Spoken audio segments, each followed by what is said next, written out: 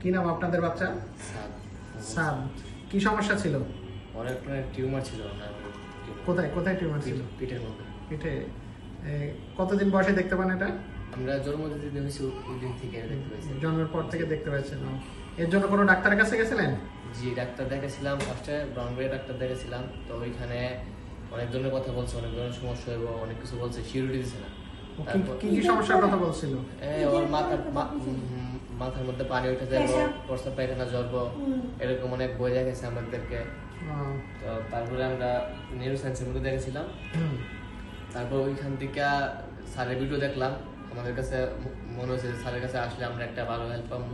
এখন অপারেশন করার পর কি হয়েছে আপনার বাচ্চা বলেন? জি আলহামদুলিল্লাহ, আগে থেকে অনেক সুস্থ আছে। এখন ওদের পায়ের যে শক্তি, পা বলছিল পা নাড়াবে না, এরকম ভয় দেখাচ্ছিল, এখন পা নাড়ায়? জি আলহামদুলিল্লাহ, পা একটু দেখাবেন?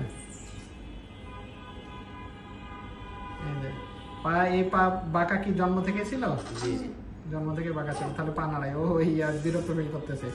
আর যে বলছিল প্রস্রাব পায়খানার আপনার ডাইরেক্ট হয়ে যাবে, ওকে ডাইরেক্ট হয়ে গেছে? তারপরে আরেকটা বলছিল কি মাথায় মাথায় পানি পানি জমে যাবে। মাথায় কি পানি জমছে? মাথা কি বড় হয়েছে? যে বাচ্চার মাথায়। কতদিন পরে আসলেন অপারেশনের? 1 মাস।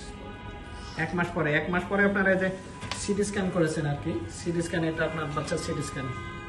সিটি স্ক্যানে দেখা যাচ্ছে মাথার মধ্যে সামান্য পরিমাণ পানি আছে, কিন্তু অপারেশন করার মতন না এটা, ঠিক আছে? দেখা যাচ্ছে যে পানি আছে সেটা তো অপারেশন লাগবে না আর কি, ঠিক আছে?